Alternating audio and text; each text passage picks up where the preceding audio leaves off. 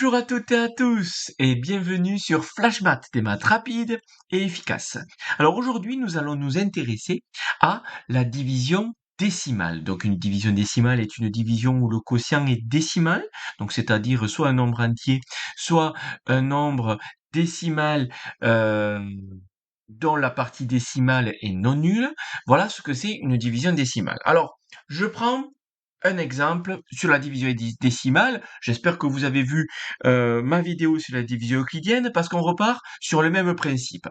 Donc, je vais faire donc 123 divisé par 5, exactement la même chose que ma division euclidienne de ma précédente vidéo. Donc, pour ceux qui ont se sont développés dans la division euclidienne. Donc je rappelle, je prends soit 1, soit 12, soit 123 dans ma division, dans mon dividende, pardon. J'ai expliqué pourquoi, hein, donc je reviens pas sur l'explication pourquoi on prend ça. Allez voir du coup la vidéo sur la division euclidienne si c'est pas compris. Donc là, je vais prendre du coup 12. Combien de fois je peux mettre 5 dans 12? Je peux le mettre 2 fois. 2 fois 5, ça me fait 10. Il me reste 2. Maintenant, j'abaisse le 3. Combien de fois je vais pouvoir mettre combien de fois je peux mettre 5 dans 23? Et là, donc, du coup, tout simplement, c'est, pardon, 4 fois. 4 fois 5, ça nous fait 20. Il reste 3. Ok, j'ai plus rien à abaisser. Sauf que, moi, pour avoir une division décimale, je veux donc un quotient décimal, mais surtout un reste qui fait 0. Bien sûr, pour les divisions qui se finissent, on reviendra un peu plus tard sur les divisions qui ne se finissent pas. Donc, là, bien sûr, il va me falloir ça. Alors, comment je fais ça? Ben là, du coup, il faut revenir sur la notion de nombre décimal. 123, on peut écrire ça comme une centaine, deux dizaines, trois unités, 0 dixième, 0 centième, 0 millième, 0 dix millième, peu importe. Si je rajoute 0 dixième, 0 centième, 0 millième, c'est-à-dire je rajoute 0 bout, 0 petit bout, ça va rien me changer.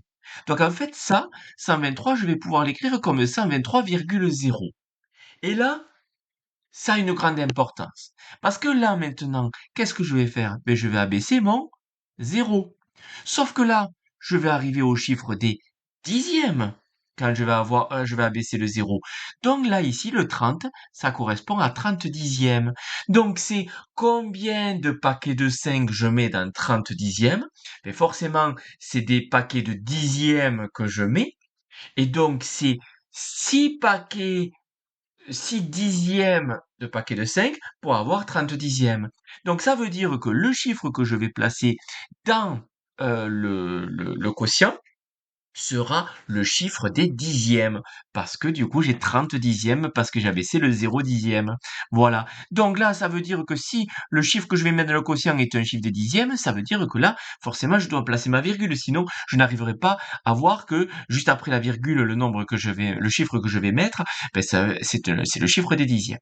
Donc là, combien de paquets de 5 j'ai dans 30? Je le mets 6 fois. 6 fois 5, ça fait 30 et il reste 0.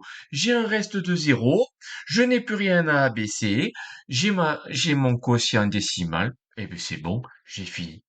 Maintenant, qu'est-ce qu'il en est si j'ai un dividende à virgule? Donc je vais prendre 42, allez, je vais mettre 42,3 divisé par 3.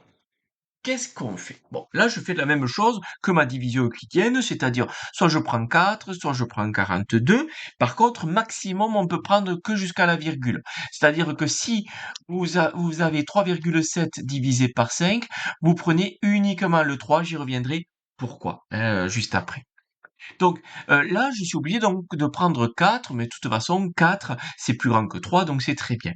Combien de paquets de 3 je mets dans 4? Je le mets un paquet. 1 fois 3, ça fait 3. Il reste 1.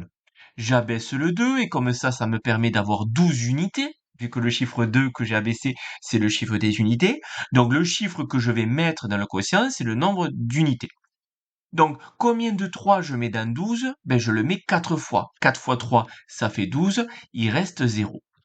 Et là, maintenant, je vais abaisser mon 3, mais le 3, vu que c'est le chiffre des dixièmes, ça veut dire que le chiffre que je vais mettre ici sera le chiffre des dixièmes. Donc, ça veut dire que je dois placer ma virgule pour dire combien de dixièmes je vais devoir avoir. Combien de paquets de 3 on met dans 3? Ben, on le met une fois. 1 fois 3, ça fait 3, il reste 0. Et ça y est, ma division est finie parce que je n'ai plus rien à abaisser. Maintenant, pourquoi ici je vais prendre euh, pourquoi je vais prendre 3 et je vais pas prendre 37 et 37, ouais. Alors, ça va dépendre de comment vous le voyez, parce que c'est pour simplifier la vie et pour bien comprendre, mais on peut quand même faire les deux. C'est que là, si je prends 3, ça va me permettre d'avoir le chiffre des unités, puis après ma virgule, et puis après, justement, quand je vais abaisser le 7, j'aurai mon chiffre des dixièmes. Et donc là, directement, j'arrive à voir où est le placement de la virgule. C'est dans ça que ça va nous simplifier la vie. Donc, combien de 5 on a dans 3? Ben, je l'ai 0 fois. 0 fois 5, ça fait 0, il reste 3. Et là, vu que j'abaisse le 7, ça va me faire 37 dixièmes. Et donc 37 dixièmes, combien de paquets de 5 on a dans 37? On l'a 7 fois. 7 fois 5, ça fait 35, il reste 2.